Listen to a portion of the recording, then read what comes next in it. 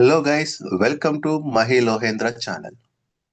ఈ రోజు ఈ వీడియోలో బిగ్ బ్యాష్ లీగ్ లో 36th మ్యాచ్ అయిన Brisbane Heat versus Hobart Hurricanes match analysis and prediction చూద్దాం.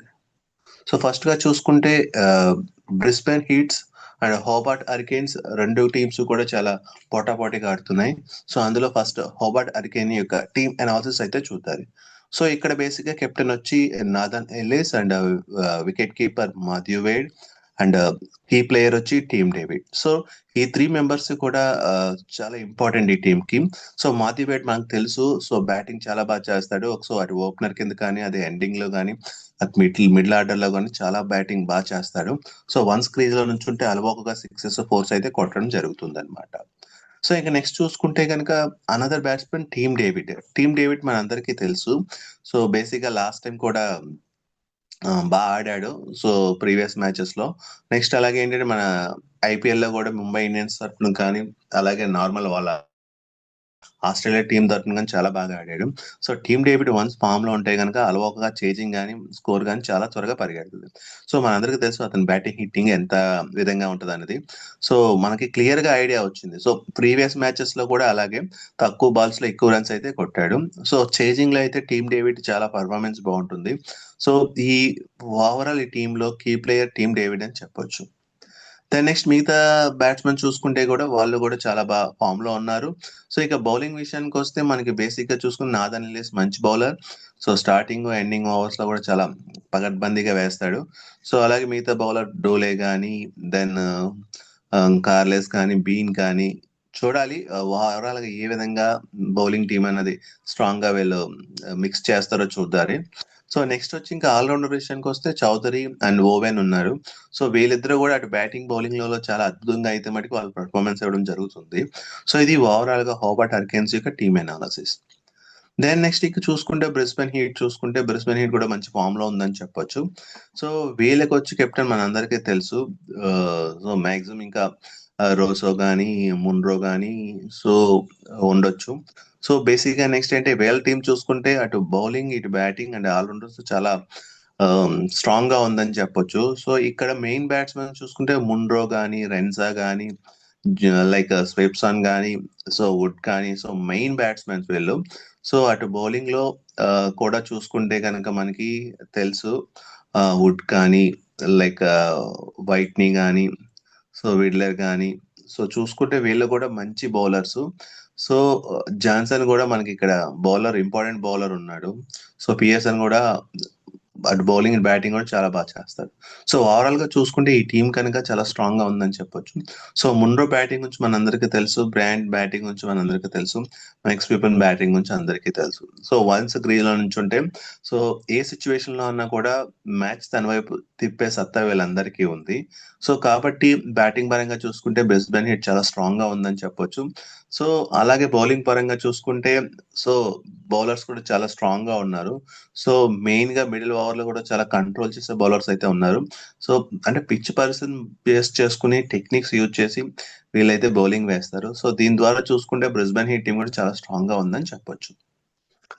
నెక్స్ట్ ఇంక చూసుకుంటే ఈ పిచ్ వచ్చి ఈ మ్యాచ్ వచ్చి సో ద గబ్బా బ్రిస్బెన్ లో జరుగుతుంది. గబ్బా స్టేడియం మనందరికీ తెలుసు. సో మ్యాచ్ వచ్చి 2 o'clock అయితే స్టార్ట్ అవుతుంది. సో దాని నెక్స్ట్ వచ్చి team last 5 matches team form చూసుకుంటే బ్రిస్బెన్ హీట్ వచ్చి లాస్ట్ 5 మ్యాచెస్ లో ఒక మ్యాచ్ నెగ్గింది, 4 మ్యాచెస్ అయితే ఓడిపోయింది. బట్ హోబర్ట్ హరికేన్స్ చాలా ఫామ్ లో ఉందని చెప్పొచ్చు. లాస్ట్ 5 మ్యాచెస్ లో 5 మ్యాచెస్ అయితే విన్ అయింది. సో ఈ సిచ్యువేషన్ బట్టి హోబర్ట్ హరికేన్స్ మంచి ఫామ్ లో ఉంది. అలాగే రెండు టీమ్స్ తో కంపేర్ చూసుకుంటే బ్రిస్బెన్ హోబర్ట్ హరికేన్స్ వచ్చి ముందంజలో ఉందని చెప్పొచ్చు. దెన్ నెక్స్ట్ ఇంకా head to head last 10 matches చూసుకుంటే బ్రిస్బెన్ హీట్ 6 మ్యాచెస్ నెగ్గింది, హోబర్ట్ హరికేన్స్ 4 మ్యాచెస్ ఉంది. బట్ ఇక్కడ ఆధిపత్యం మాత్రం బ్రిస్బెన్ హీట్ దే ఉంది. సో టోటల్ 10 మ్యాచెస్ లో 6 మ్యాచెస్ అయితే నెగ్గింది, అంటే 2 మ్యాచెస్ ఎక్కువ నెగ్గిందని చెప్పుకోవచ్చు హోబర్ట్ హరికేన్స్ మీద. చూద్దారు మరి ఈ మ్యాచ్ ఎవరిది ఆధిపత్యం వస్తుందో. సో దాని నెక్స్ట్ వచ్చి ఇంకా పాయింట్ టేబుల్ చూసుకుంటే హోబర్ట్ హరికేన్స్ టోటల్ 8 మ్యాచెస్ లో 6 మ్యాచెస్ వన్ అయింది, ఒక మ్యాచ్ అయితే లాస్ అయింది. సో ఒక మ్యాచ్ అయితే no result, that's why 11 points తో ఉంది. అలాగే బ్రిస్బెన్ హీట్ కూడా 8 మ్యాచెస్ లో 3 మ్యాచెస్ విన్ అయ్యి 4 మ్యాచెస్ అయితే ఓడిపోయింది, టోటల్ 7 పాయింట్స్ తో ఉంది. ఇక టీమ్ కంపారిజన్ లాస్ట్ 10 మ్యాచెస్ చూసుకుంటే బ్రిస్బెన్ హీట్ లాస్ట్ 10 మ్యాచెస్ లో 50% వన్ అయింది, అంటే 5 మ్యాచెస్ విన్ అయింది. యావరేజ్ స్కోర్ వచ్చి 161, హైయెస్ట్ స్కోర్ వచ్చి 214, లోయెస్ట్ స్కోర్ వచ్చి 113. ఇక హోబార్ట్ హరికేన్స్ చూసుకుంటే లాస్ట్ 10 మ్యాచెస్ లో 70% విన్ అయింది, అంటే 7 మ్యాచెస్ విన్ అయింది. సో యావరేజ్ స్కోర్ వచ్చి 163 అండ్ హైయెస్ట్ స్కోర్ వచ్చి 214 అండ్ లోయెస్ట్ స్కోర్ వచ్చి 74. సో ఇక్కడ చూసుకుంటే కనుక హోబార్ట్ హరికేన్స్ చాలా ఫామ్ లో ఉందని చెప్పొచ్చు. 10 మ్యాచెస్ లో 70% విన్ అంటే 7 మ్యాచెస్ విన్ అయింది.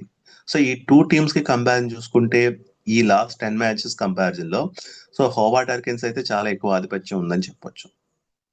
నెక్స్ట్ ఇంకా వెదర్ రిపోర్ట్ చూసుకుంటే కనుక ఈ పిచ్ వచ్చి 81% హ్యూమిడిటీ ఉంది, బట్ 25% రైన్ ఛాన్సెస్ ఉన్నాయని చెప్తున్నారు. చూద్దారి. సో 25% రైన్ ఛాన్స్ అంటే పెద్ద ప్రాబ్లం ఏమీ కాదు, మ్యాచ్ కి అయితే ఎటువంటి డాకా ఉండదు. సో నెక్స్ట్ విన్యూ స్టాట్స్ చూసుకుంటే టోటల్ 66 మ్యాచెస్ లో ఫస్ట్ బ్యాటింగ్ చేసిన టీం 44% విన్ అయింది, సెకండ్ బ్యాటింగ్ చేసిన టీం 48% విన్ అయింది. యావరేజ్ ఫస్ట్ ఇన్నింగ్ స్కోర్ వచ్చి 167, యావరేజ్ సెకండ్ ఇన్నింగ్ స్కోర్ వచ్చి 153. హైయెస్ట్ టోటల్ వచ్చి 224 ఫర్ 5 వికెట్స్, లోయెస్ట్ టోటల్ వచ్చి 51 ఫర్ 1 వికెట్. హైయెస్ట్ చేజ్ వచ్చి 210 for 7 wickets and lowest depend వచ్చి 109 ఫర్ 4 వికెట్స్. సో ఓవరాల్ గా చూసుకుంటే ఈ పిచ్ అయితే అటు బ్యాటింగ్ కి ఇటు బౌలింగ్ కి ఈక్వల్ గా అనుకూలించే అవకాశం ఉంది. సో నెక్స్ట్ చూసుకుంటే కనుక పేస్ వర్సెస్ స్పిన్ చూసుకుంటే ఈ వెన్యూలో ఈ పిచ్ లో సో టోటల్ ఇక్కడ పేస్ బౌలర్స్ ఆధిపత్యం చెప్పొచ్చు. టోటల్ లాస్ట్ 10 మ్యాచెస్ లో 90 వికెట్స్ అయితే ఫేస్ బౌలర్స్ తీశారు, 27 వికెట్స్ స్పిన్ తీశారు. అంటే 77% ఫేస్ బౌలర్స్ తీస్తే 23% స్పిన్ బౌలర్స్ తీశారు. సో దీన్ని బట్టి ఈ పిచ్ అయితే మాక్సిమం ఫేస్ బౌలర్స్ కి అనుకూలించే విధంగా ఉంది. సో ఇది ఓవరాల్ గా ఈ మ్యాచ్ యొక్క analysis and production. So based on this production and analysis ఈ 2 టీమ్స్ లో నెగ్గేది హోబార్ట్ హరికేన్స్. కానీ టాస్ వేసిన తర్వాత యాక్చువల్ రిజల్ట్ మా ఛానల్ అయితే పోస్ట్ చేయడం జరుగుతుంది. సో అలాగే మా ఛానల్ లింక్ ని డిస్క్రిప్షన్ లో అయితే ఇవ్వడం జరిగింది, ఒకసారి ఆ లింక్ ఓపెన్ చేసి ఛానల్లో జాయిన్ అవ్వండి. అలాగే ఓన్లీ బిగ్ బ్యాష్ లీగే కాకుండా BPL, so south Africa league, 20 running matches, అలాగే ఫుట్బాల్ మ్యాచెస్ ఇక ప్రొడక్షన్ అయితే మా ఛానల్లో జరుగుతుంది. సో మా ఛానల్ అయితే ఫాలో అవ్వండి. Thank you.